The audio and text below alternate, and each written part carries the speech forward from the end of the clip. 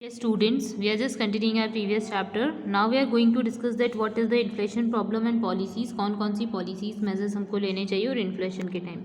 So just for started with कि inflation होता है क्या है. तो inflation means generally you know that when the prices of a commodities increases, it's known as inflation. ठीक है, मीन्स सिंपल सी बात, when there is a high liquidity in your market, जब आपकी लिक्विडिटी मार्केट में हाई हो जाती है, at that case the inflation give rises, और इस केस में क्या हो जाता है, मार्केट में इन्फ्लेशन आ जाता है. When there is an increase in the supply of money, मतलब जब आपके पास मनी सप्लाई इंक्रीज हो जाता है तो उस केस में क्या आ जाता है, मार्केट में इन्फ्लेशन आ जाता है. सो व्हाट हैपेंस नाउ, तो इस केस में क्या हो जाता है, ऑटोमेटिकली सारी चीज़ों के प्राइसेस क्या हो जाते हैं, रेस हो जाते हैं. तो अब आरबीआई क्या करता है, इसमें आरबीआई का रोल आ जाता है. RBI means reserve bank of India. Reserve bank of India क्या करता है, तो हर चीज़ के अंदर इसका क्या रोल हो जाता है कि वो अपनी प्राइजेस को डिक्रीज कर देता है, या ये बोल सकते हैं कि वो हमेशा ये सोचता है, ये मॉनिटरी मेजर लेते हैं. और मॉनिटरी मेजर क्या होता है, जस्ट टू डिक्रीज, या फिर वो क्या कर देते हैं, डिक्रीज कर देते हैं मनी का सप्लाई मार्केट में. इट रिजल्ट्स, या फिर मनी जो इन्फ्लेशन है वो क्यों आता है, तो money inflation results due to increase in money supply. जब मार्केट में मनी सप्लाई ज़्यादा हो जाता है तो हम क्या आ जाता है, मार्केट में इन्फ्लेशन आ जाता है. सो गवर्नमेंट क्या करती है, तो गवर्नमेंट यानी कि अभी यहाँ पे गवर्नमेंट वर्ड गलत यूज़ कर लिया, मैं आरबीआई की बात करती हूँ. तो आरबीआई क्या करती है, मनी सप्लाई को डिक्रीज कर देती है. अब गवर्नमेंट या आरबीआई जो है मनी सप्लाई को डिक्रीज कैसे करेगी, तो by way of increasing higher rate of interest, यानी कि इंटरेस्ट रेट जो है बैंक क्या कर देंगे, बढ़ा देंगे. तो इससे लोन्स क्या होंगे, महंगे हो जाएंगे, हाई रेट्स पे अवेलेबल होंगे, तो लोगों के पास पैसे कम होंगे तो ऑटोमेटिकली मार्केट से लिक्विडिटी डिक्रीज होगी और पैसे जो है वो कम हो जाएंगे. येस और no, hope you got it. तो ये सबसे बड़ा रीज़न और मीनिंग होता है इन्फ्लेशन का. अब ये तो हमने नॉर्मल इन्फ्लेशन पढ़ा, अब पढ़ते हैं अपन पार्शियल और फुल इन्फ्लेशन. तो पार्शियल इन्फ्लेशन के बारे में पढ़ते हैं. तो जैसे ही हमको मालूम पड़ता है, प्रोफेसर कीन्स का लॉजिक आता है इसमें सामने, that if there is an expansion in the amount of money before attaining full employment, means वो ऐसा मानते थे कि दैट मनी इकोनॉमी जो होती है उसके अंदर फुल एम्प्लॉयमेंट की कंडीशंस हो सकती है. So it that particular case one part it will be expand employment, एक पार्ट जो होगा वहाँ पे क्या इंक्रीज होगा, एम्प्लॉयमेंट इंक्रीज होगा, and the other part will increase the price, और दूसरा फैक्टर क्या करेगा, प्राइजेस को इंक्रीज करेगा by increasing cost of production. इससे कॉस्ट ऑफ प्रोडक्शन इंक्रीज होगी. सिंपल सी बात है, आप समझ सकते हैं कि पहले कुछ गुड्स का प्रोडक्शन करते थे कुछ लेबरर्स, अब उसके बाद हमने हाई लेबरर्स को इंगेज किया, तो अपन ने क्या करा, ऑटोमेटिकली कॉस्ट ऑफ प्रोडक्शन को इंक्रीज कर दिया. तो it is one of the factor. Such state is known as partial inflation, means एक तरफ एम्प्लॉयमेंट का एक्सपेंशन हो रहा है और दूसरे नंबर पे क्या हो रहा है, मनी का एक्सपेंशन हो रहा है, इंक्रीज हो रहा है. नेक्स्ट फुल इन्फ्लेशन की बात करते हैं. तो फुल इन्फ्लेशन के कॉजेज क्या होते हैं, तो when defining full inflation professor Keynes hold that if the amount of money increase beyond the point of full employment, मतलब फुल एम्प्लॉयमेंट के अबाव अगर कभी प्राइजेस राइज होते हैं तो इट इज़ नोन एज, इसको अपन क्या बोल सकते हैं, फुल इन्फ्लेशन बोल सकते हैं. Hope you got it. ठीक है, अब इसके बाद अपन पढ़ते हैं क्या कॉजेज होते हैं इन्फ्लेशन पे. इन्फ्लेशन के कॉज होते हैं increase in money income, decrease in production. Simple सी बात है, इसके दो रीजन हो सकते हैं. इंक्रीज इन इनकम यानी कि आपकी मनी इनकम इंक्रीज हो रही है, मार्केट में लिक्विडिटी इंक्रीज हो रही है, ये रीजन हो सकता है, या फिर कॉस्ट ऑफ प्रोडक्शन डिक्रीज हो रहा है. तो कॉस्ट ऑफ प्रोडक्शन डिक्रीज हो रहा है तो जो लिमिटेड सप्लाई है उसको आपको अवेलेबल करना है, तो ऑटोमेटिकली आप ये क्या सोचोगे, उसको हाई प्राइजेस पे दो, वरना जिसके जो केपेबल इनफ है वो पर्सन ले पाएगा, अदरवाइज जो लोग नहीं है जिनके पास अमाउंट वो लोग नहीं ले पाएंगे. ये सबसे बड़ा रीज़न होता है. तो अगर अपन बात करते हैं मनी सप्लाई के इंक्रीज किया, इंक्रीज इन मनी इनकम, जब मनी इनकम इंक्रीज होती है तो one is that monetary policy of the government. इस केस में आरबीआई क्या कर देता है, लोन्स को हाई कर देता है, या लोन्स की रेट को क्या कर देता है, बढ़ा देता है, और डिपॉजिट्स के ऊपर high rate of interest provide कर देता है. ये सबसे बड़ा reason. Next, reduction in public डेब्ट, means it is one of the major जिसके थ्रू आप क्या कर सकते हो, मनी इनकम कैसे इंक्रीज कर सकते हो, तो you are can reduce the public डेब्ट. फिर deficit financing means the government fails to meet the deficit budget through new taxes. It decided to issue surplus notes, मतलब आपको क्या करना है, एक्स्ट्रा नोट्स को अवेलेबल करना है, इशू करना है. So increased money supply in circulation. ठीक है. Next would be the credit policy of commercial bank. So we can say कि कमर्शियल बैंक्स को होल्ड कौन करता है, आरबीआई करता है. तो हम बात कर सकते हैं कमर्शियल बैंक की. So when the commercial banks adopted the liberal policies of providing cash to people at low rates, the monetary strengthen to the people is increase, यानी कि उससे मॉनिटरी वैल्यू जो हो जाएगी वो क्या हो जाएगी, increase, and purchasing power would increase. तो ऑटोमेटिकली क्या हो जाएगा, हम गुड्स को परचेज कर पाएंगे. So increase in money income results in increase in demand. ठीक है, जैसे हमारी मनी इनकम इंक्रीज होती है उससे डिमांड भी क्या हो जाती है, इंक्रीज हो जाती है, which gives rise to increase in price. इससे क्या हो जाता है, प्राइजेस राइज हो जाते हैं। ये अपना सिस्टम था जिसके थ्रू अपन ने इन्फ्लेशन को समझा। अब दूसरा सिस्टम ये हो सकता है कि decrease in production, means if production वो डिक्रीजेज, अगर प्रोडक्शन डिक्रीज हो जाता है तो उस केस में भी क्या हो जाता है, इन्फ्लेशन राइज हो जाता है। तो inflation crops due to decrease in production, ठीक है। So the decrease in production में भी पॉसिबल, कब हो सकता है decrease in production, when there is a natural cause. Natural cause यानी कि हैवी रेनफॉल हो गया, ड्रॉट आ गया, अर्थक्वेक हो गया, कोई ऐसी चीज़ आ गई, नेचुरल प्रॉब्लम आ गई, तो which is not under your control, तो उस केस में प्रोडक्शन डिक्रीज हो सकता है। Next would be the scarcity of raw material. If raw material is not available for you, then there would be less production, and if there is less production, then there would be shortage of production, है ना। तो उससे क्या हो जाएगा, automatically prices rise हो जाएंगे।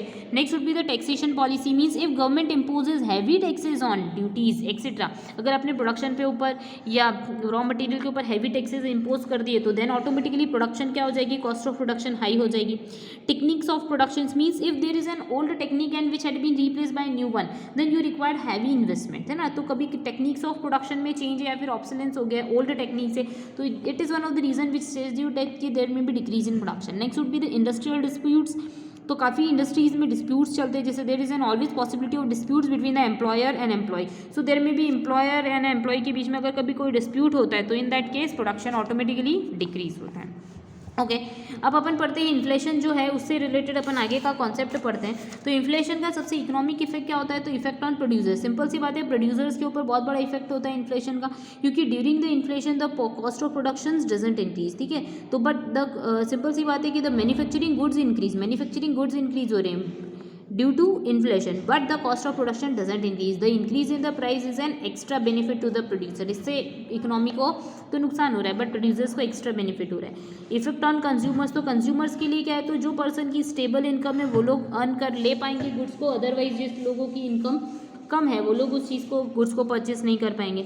Next effects on veg earners, तो वेजेस अर्नर के लिए इन्फ्लेशन इज एडवांटेजेस होता है, क्यों, जस्ट बिकॉज क्योंकि एंड सम टाइम कभी कभी वो डिसएडवांटेजेस भी हो सकता है, वो डिपेंड करता है। When the wage earner gets opportunity of employment, जब उनको एम्प्लॉयमेंट अपॉर्चुनिटी मिल रही है तो अच्छा है, वो लोग जॉब कर पाएंगे, अदरवाइज प्रॉब्लम हो सकती है। Effect on debtor and creditors, तो inflation is beneficial for debtors and harmful to creditors. Simple सी बात है, जो डेटर है उसके लिए बेनिफिशियल है क्योंकि उसको एक्स्ट्रा अमाउंट जो है फ्यूचर में मिलेगा वो हाई रेट्स पे मिलेगा।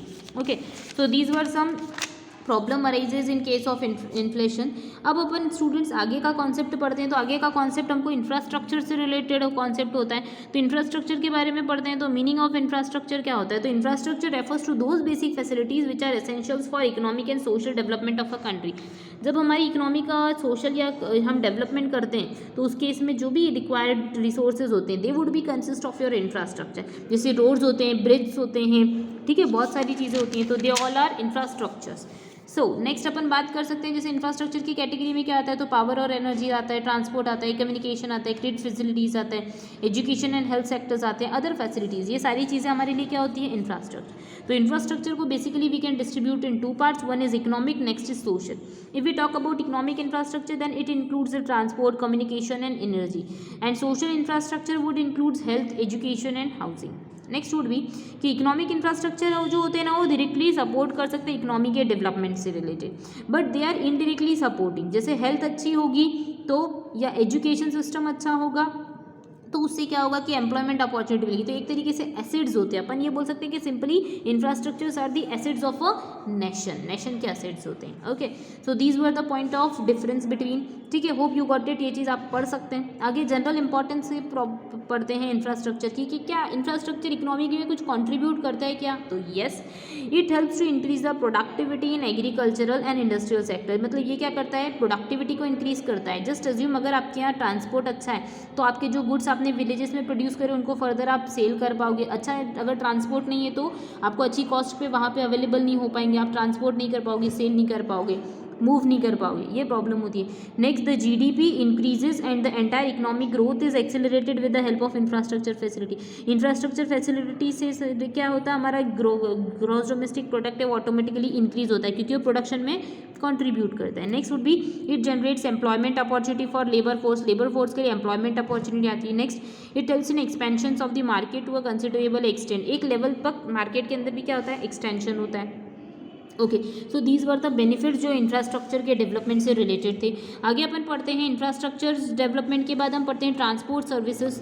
सो ट्रांसपोर्ट होता क्या है? तो the process of carrying a man और material from one place to another is known as transport. ये कुछ बेसिक कॉन्सेप्ट है बेटा जो आप पढ़ चुके होंगे 10th क्लास तक, अभी तक आए होंगे तो पढ़ते ही आए होंगे, उन्हीं को बस आप थोड़ा सा ब्रीफ में पढ़ रहे हैं। सो ये एक सबसे बड़ा प्रॉब्लम है, आपके पास इकोनॉमी के अंदर ट्रांसपोर्ट फैसिलिटीज अवेलेबल होनी चाहिए, otherwise you are not being able to move your product और man from one place to another. Okay, so importance of transport की कोई इंपॉर्टेंस है तो one is specialization, means transport helps to promote specialization, ये help करता है specialization लाने में।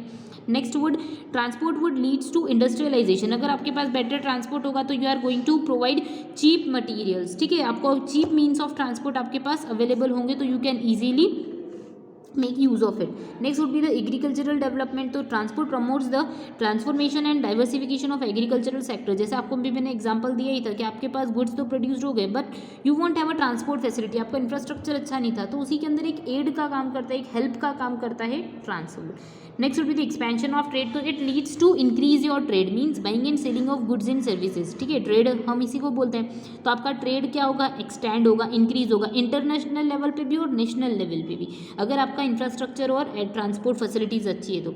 Next would be the development of rural industry, so whatever would be the rural industries would be automatically developed if there would be good infrastructure. Okay, hope you got it, ये चीज़ आपको समझ में आई होगी।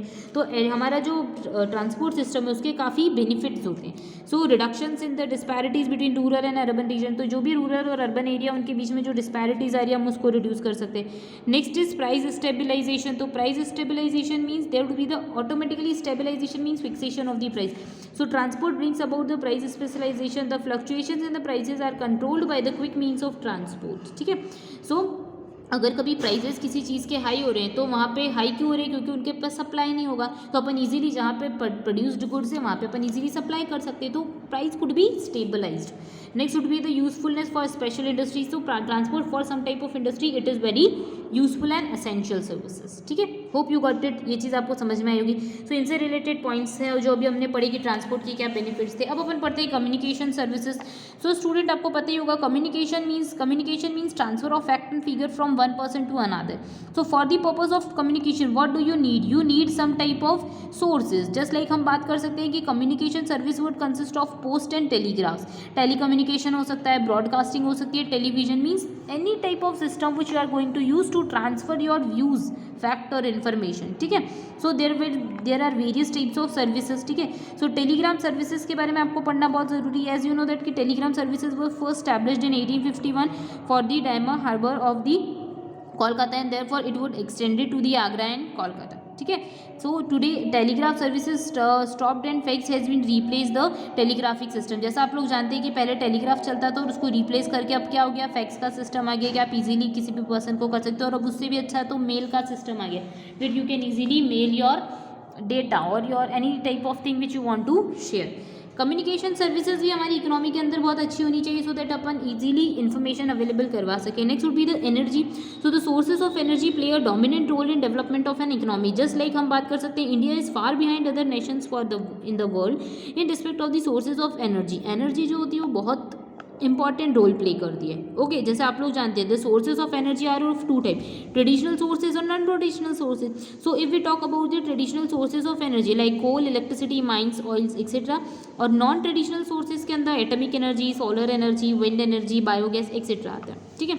अब traditional sources of energy के अंदर Coles होता है, तो you know that coal is a black gold. So coal is very much important या main source of traditional energy system in India. It accounts of the about 2/3 of the country's commercial requirement, यानी कि 2/3 of the country's commercial requirement को count करता है ये। It is an essential या फिर it is an important input for steel and the carbochemical industries. Further इसी के थ्रू हम क्या कर पाते हैं, प्रोडक्शन कर पाते हैं। नेक्स्ट इज इलेक्ट्रिक पावर, तो if we talk about electric power then electricity is an important factor in development of the rural and urban sector in India. Simple सी बात है, विदाउट इलेक्ट्रिसिटी हम कुछ प्रोडक्शन नहीं कर सकते। So for the purpose of further transportation electric power, या फिर हम ये भी बोल सकते हैं कि for the purpose of industries we just required it, ठीक है। So at the time of independence the production of electricity was just like that कि हाइड्रो इलेक्ट्रिसिटी बोल रखी 2.5 billion KW and the thermal electricity is 2.6 billion KW यानी kilowatts. Atomic energy तो बिल्कुल नहीं थी, अभी उसके अकॉर्डिंग अभी ये काफ़ी चेंजेस हुए। Next would be the petroleum. तो petroleum is the most important source of energy, बहुत ही इंपॉर्टेंट सोर्स ऑफ एनर्जी होता है। आप ये सारी चीज़ें बेटा काफ़ी बार पढ़ चुके हैं, 10th क्लास में भी पढ़ चुके हैं। Okay, so in Indian economy so the development of agriculture and industries, transport, defence system etcetera depend upon the petroleum. Simple सी बात है, ये सारी चीज़ों के ऊपर, पेट्रोलियम के ऊपर ये सारी चीज़ें बेस्ड है। It is not only the source of energy but it act as a base of the various industry. ये बहुत सारी इंडस्ट्रीज़ के लिए क्या बन के आता है, बेस बन के आता है। ओके, तो it is very essential and important system. Okay, अब अपन पढ़ने वाले हैं students non traditional sources. Just you know that कि न्यूक्लियर पावर। ओके, तो आपको ये पता होना चाहिए कि the invention of the atomic energy is a unique blessings in modern scientific age. Simple सी बात है, जस्ट लाइक दिस हम बोल सकते हैं due to the paucity of the coal and minerals oil atomic energy is regarded is the vital and the desirable resources. ठीक है, ये सबसे बड़ा रिसोर्सेज है या सोर्स है हमारे लिए nuclear power. So atomic energy programs in India is basically initiated in 1948, ये आपको पता होना चाहिए।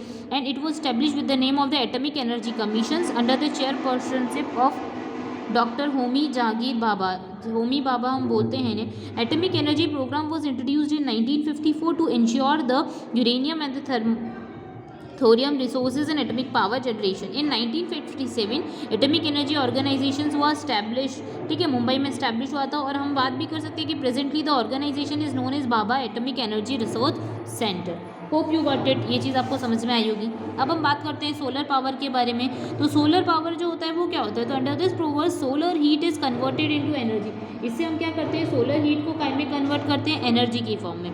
This energy is being used in cooking and rural the electrifications. ठीक है, इंडिया जो है वहाँ पे 5000 trillion KWH kilowatt per hour of the solar radiations per year जो है वो जनरेशन होता है। It is possible in India to generate 20 MW solar power per square kilometer land area. ठीक है, हम यहाँ तक भी पहुँच सकते हैं। नेक्स्ट वुड बी और wind energy, gas steams, electricity and biomass energy. तो हम पहले बायोमास एनर्जी पढ़ते हैं। तो under this technique the forest waste and agricultural waste is use for producing energy. यानी आप जो वेस्ट प्रोडक्ट होता है उसके अकॉर्डिंग उसको यूज़ करके आप क्या कर सकते हो, उसको यूटिलाइजेशन करते हो। Next with the gas steam electricity. तो India is the first gas steam electricity power house has been established in the Anta near Kota Rajasthan. ठीक है, वहाँ पे स्टैब्लिश्ड है। Well and the electricity is generated from the gas. Gas के through हम क्या कर सकते हैं, इलेक्ट्रिसिटी को जनरेट कर सकते हैं। और it was the first experiment of India और फर्स्ट टाइम में वो सक्सेसफुल हो गया। Next would be we talk about the wind energy. तो the gross wind energy potential of India is about 45,000 megawatt while the present technical potential is limited and 22,446 megawatt governed by the grid capacities in potential states. ठीक है, okay, hope you got it. अब अपन आगे के video में social infrastructure से related points पढ़ेंगे। Thank you.